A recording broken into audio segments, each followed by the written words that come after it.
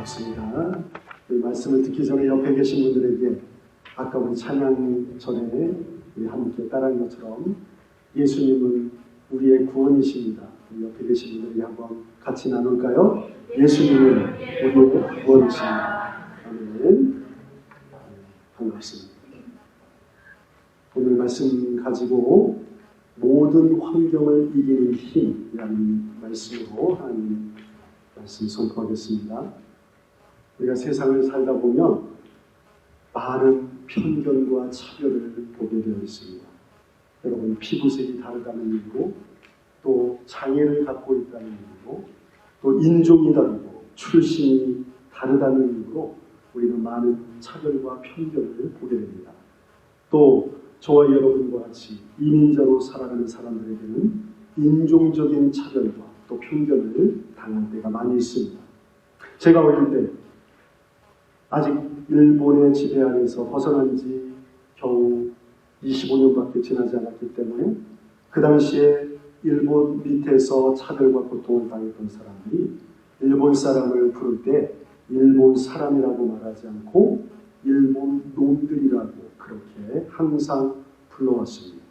이러한 편견과 차별이 있는 어려운 환경 속에서 우리가 살아가다 보면 상처를 받기도 하고 또 불신과 미움이 생기기도 합니다.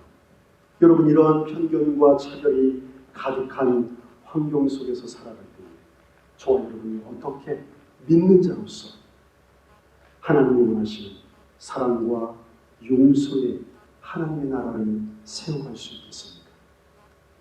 여러분, 오늘 본문의 주인공 우리가 잘 아는 것처럼 모압 여인 룻이었습니다. 여러분, 룻은 이스라엘 백성이 가장 싫어하는 모압 족속의 사람이었습니다.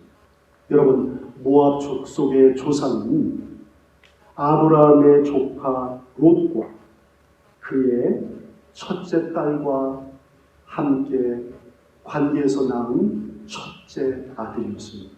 그래서 그 이름을 모압이라고 지었는데 모압 족속이 된 것입니다. 여러분, 그렇기 때문에 이스라엘 백성들은 이 모압 족속을 가까이 하기를 원하지 않았습니다. 오히려 증오했습니다. 왜 그러냐면 이제 이스라엘 백성들이 출애굽한 이후에 가나안 땅에 들어가기 위해서 모압 족속의 땅을 지나가야만 했습니다. 그런데 이 모압 족속이 그것을 거부했습니다. 그리고 오히려 모압 족속의 왕이 그 거짓 선지자 발람을 초청해서 너희들 저기 보이는 이스라엘 족속이 보이지? 좀 저주해줘.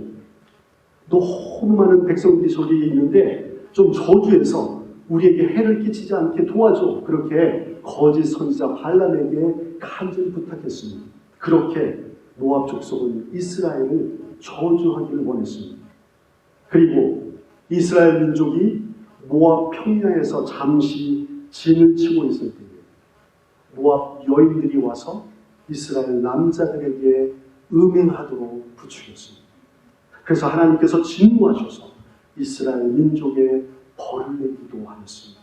그러니 이스라엘 백성들은 그 모압 족속을 보기만 하면 원수처럼 여길 수밖에 없었을 것입니다. 그런데 더 치명적인 사건이 일어났습니다. 그것은 룻의 시대 얼마 전에 모압 왕 에글론이라는 왕이 이스라엘을 침공했습니다. 그래서 무려 18년 동안 이스라엘을 다스렸습니다.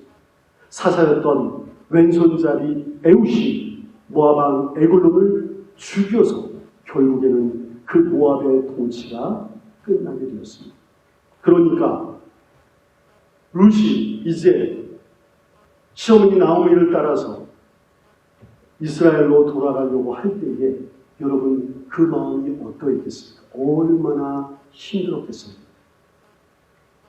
이스라엘에 들어가면 모압 족속을 그렇게 원수처럼 여기고 개처럼 여기고 멸시와 천대를 당해야만 하는데 그가 얼마나 두려웠겠습니까?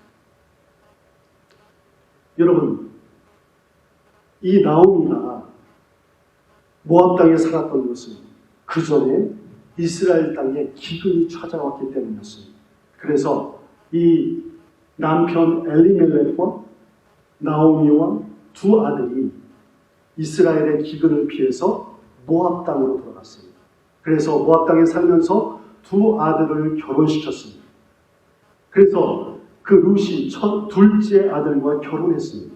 그런데 안타깝게도 얼마 지나지 않아서 아버지 엘리멜렉과 그리고 두 아들이 죽게 되었습니다. 그래서 남은 사람은 나오미와 두 며느리뿐이었습니다. 그래서 나오미가 이제 다시 고향 땅으로 돌아가기를 원해서 이 두 며느리들에게 이제는 너희들이 자유롭게 됐으니까 너희들의 어머니, 너희들의 고향으로 돌아가라. 그렇게 권면했습니다. 그때 첫째 며느리였던 오르바는 그 시어머니의 권고를 듣고 고향 땅으로 돌아갔습니다. 그런데 여러분, 둘째 며느리는 어떤 결정을 했습니까? 여러분, 지금으로부터 3000년 전 가나안 족속에는 그 족속마다 신들이 있었습니다. 그래서 그 족속들은 그 신을 믿으면서 이 신이 우리 민족을 지켜줄 것이라는 그런 믿음을 가지고 있었습니다. 그래서 이제 룻이 고향 땅으로 돌아가게 되면 부모님이 계시고 친구들이 있고 자기가 믿었던 신이 있었기 때문에 얼마나 편안했겠습니까?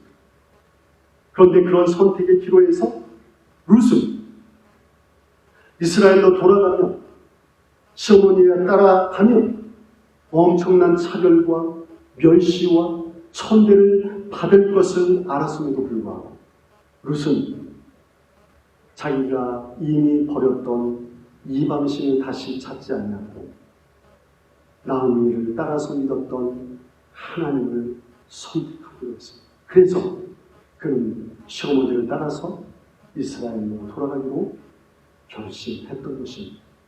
그래서 고향으로 돌아가라는 그 나오미의 권면에 룻은 이렇게 대답했습니다. 우리 본문 16절, 17절 말씀을 다시 한번 같이 읽어볼까요? 시작. 룻이 이르되 내게 어머니를 떠나며 어머니를 따르지 말고 돌아가라 강권하지 마옵소서. 어머니께서 가시는 곳에 나도 가고 어머니께서 머무시는 곳에서 나도 머물겠나이다. 어머니의 백성이 나의 백성이 되고 어머니의 하나님이 나의 하나님이 되시리니 어머니께서 죽으시는 곳에서 나도 죽어 거기 묻힐 것이라. 만일 내가 죽는 일 외에 어머니를 떠나면 여호와께서 내게 벌을 내리시고 더 내리시기를 원하나이다 하는지라. 아멘.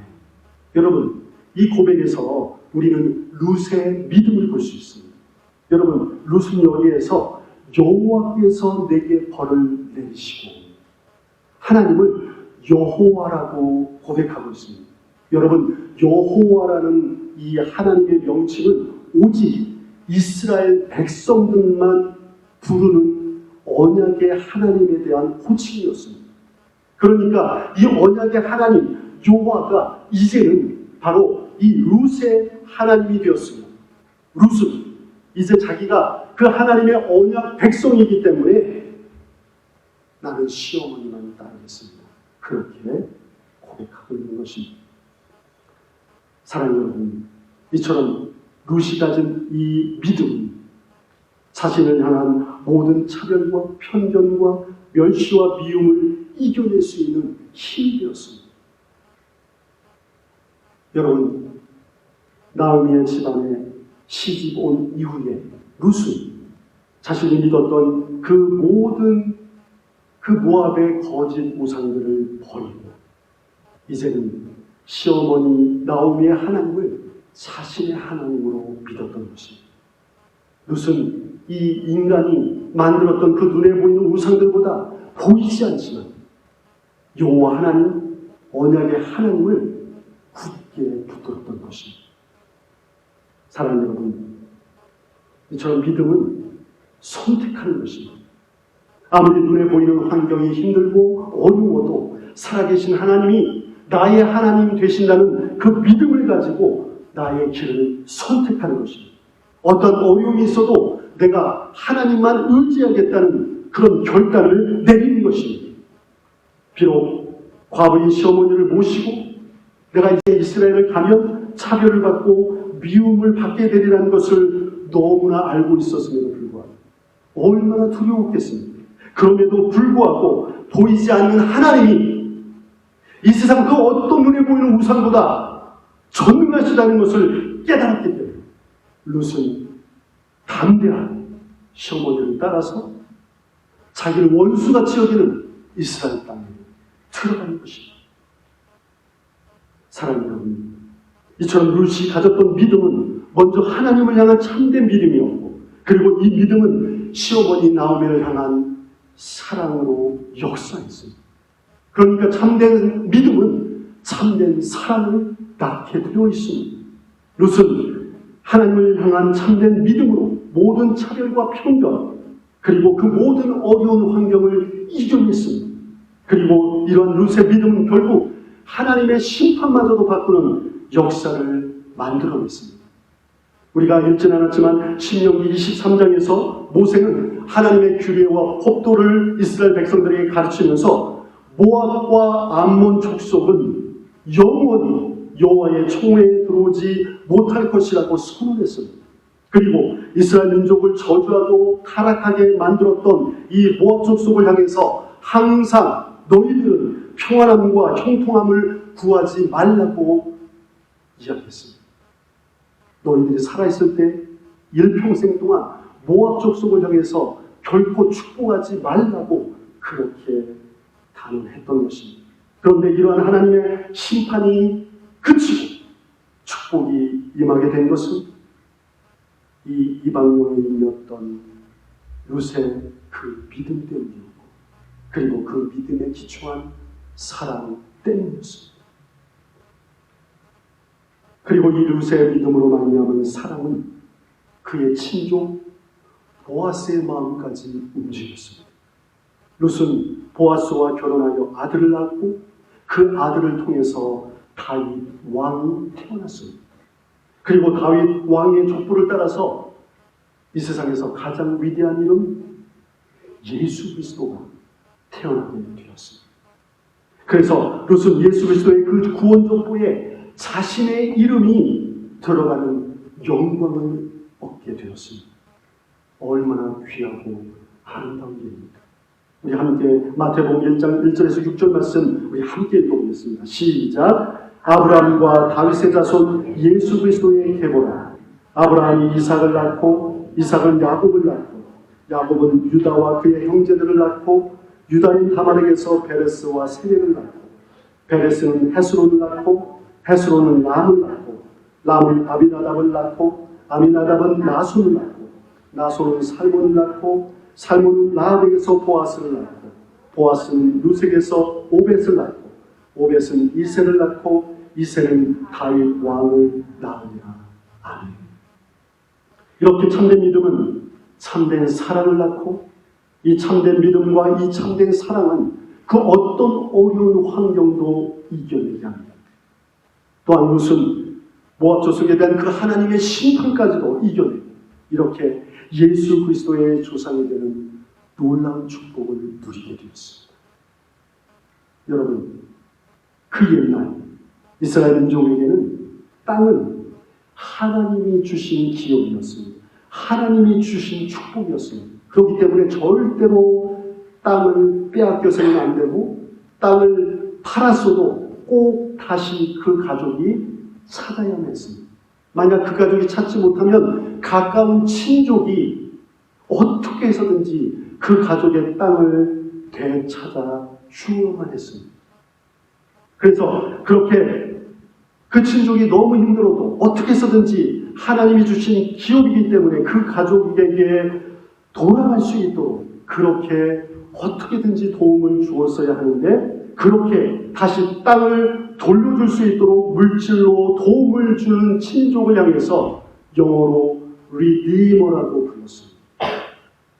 기업을 대신 돈으로 물어서 갚아주는 자, 그리고 땅을 사서 되돌려주는 자라는 뜻입니다. 여러분, 리디머라는 단어를 여러분 어떻게 해석하고 있습니까? 지금 우리들이 번역할 때에 구속자, 구세주, 구원자, 회복자라는 뜻으로 번역합니다.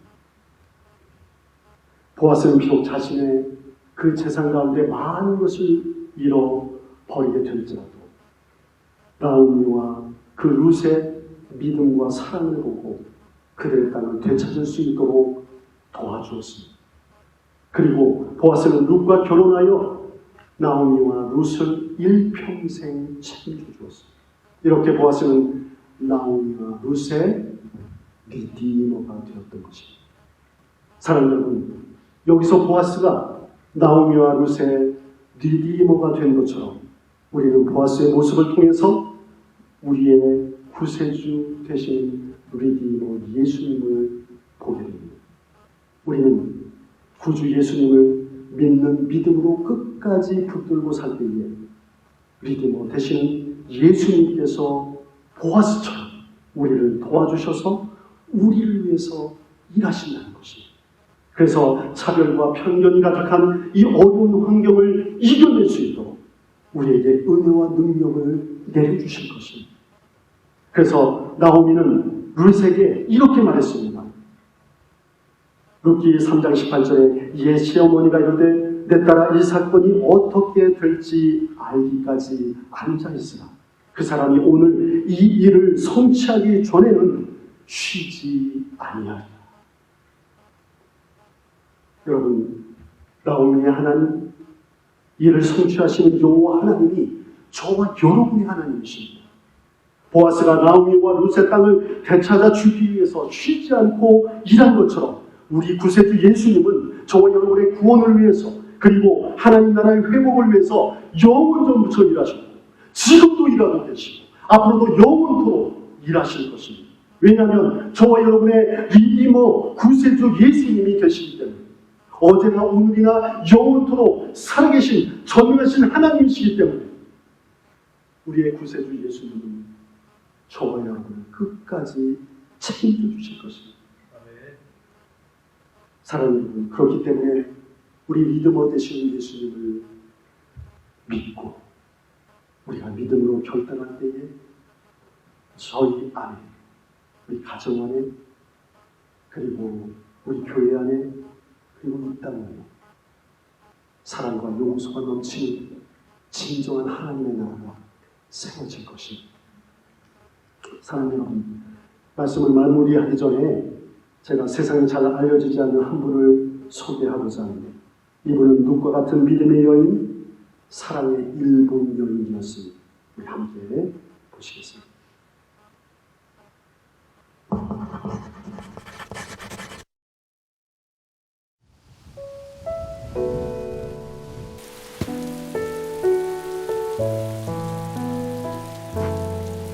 일상의 작은 평화조차 허락되지 않았던 때가 있었다.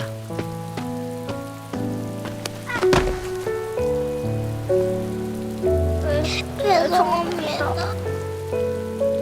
괜찮아?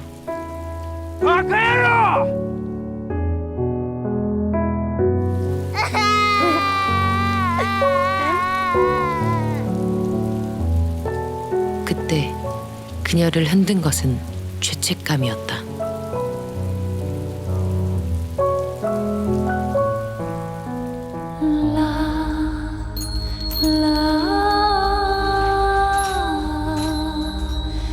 밥 한 끼가 절실했던 때도 있었다. 배고픈 아이들은 엄마를 기다렸다. 수레를 끌고 구걸하던 그녀의 애간장도 끓었다. 일제강점기, 그리고 전쟁, 그 암울했던 30여 년. 공생원을 지킨 고아들의 어머니, 윤학자. 부모를 잃은 아이들에게 필요한 건 밥만이 아니었다. 아이들은 좀처럼 웃지 않았다. 음악으로 아이들에게 웃음을 찾아주려 했던 윤학자.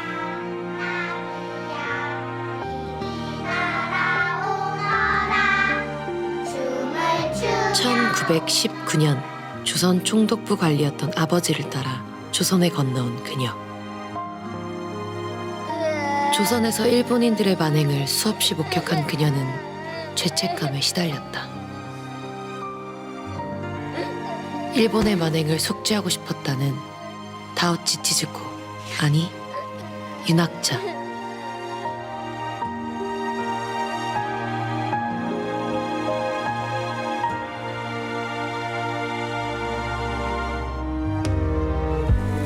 병든 아이를 업고 병원으로 달려가 살려달라 애원하기 일쑤였다. 두 걸음 뒤에 있을게요. 끝내 아이가 숨을 거두면 휴일을 지어 입히고 하룻밤 곁에 있어 주었다. 그렇게라도 엄마 품을 느끼게 해주고 싶었다.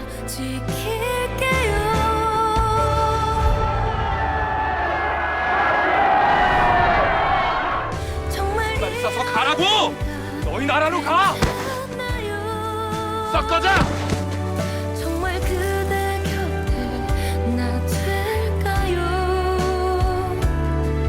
자격 없는 나를 밀어낸다 해도 그대 잘못은 아닐 거예요. 혹시 내가 너무 아플까봐, 혹시 내가 너무 힘들까봐 밀어낼 수 없어서. 하지 마세요. 엄마예요. 우리 엄마예요. 그만하세요. 하지 마요. 그녀가 지켜준 공생원 아이들. 그 아이들이 인간띠를 만들어 어머니 윤학자를 지켰다. 혹시 내가 너무 힘들까봐 밀어낼 수 없어서 나를 안아준 30여 년간 그녀가 품었던 3천여 명의 아이들, 욕심을 내볼 3만여 명의 목포 시민들이 그녀의 마지막 길을 배웅했다. 공생원을 지키며 한복을 입고 한국말만 쓰려고 노력했던 윤학자. 그 헌신적인 사랑에도 늘 아이들에게 미안했다는 사람.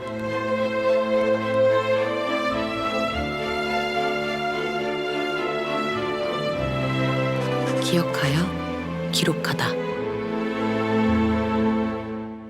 사랑 여러분, 이처럼 한국인의 극심한 차별과 미움과 편견에도 불구하고 그것을 이겨내고 끝까지 남편 없이 3,000명의 고아를 기억했습니다. 당시 목포 시민이 16만 명이었습니다.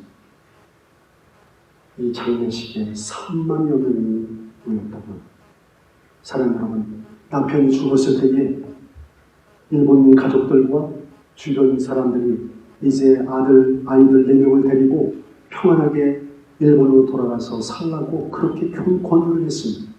그러나 이 윤학자 여사는 오직 믿음으로 남편의 나라, 남편이 믿는 하나님, 남편이 섬기던 고아원을 끝까지 이어가다 예수님의 사랑을 실천했습니다.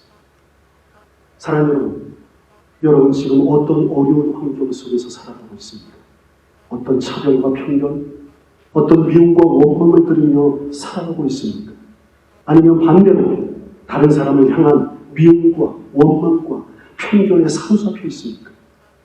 이 험한 세상을 살면서 나를 힘들게 하는 사람들을 만날 때에 어떻게 미워하는 마음이 없을 수 있겠습니까? 우리는 잘하고 있습니다. 우리 힘으로는 용서도 사랑도 할 수 없다는 것입니다.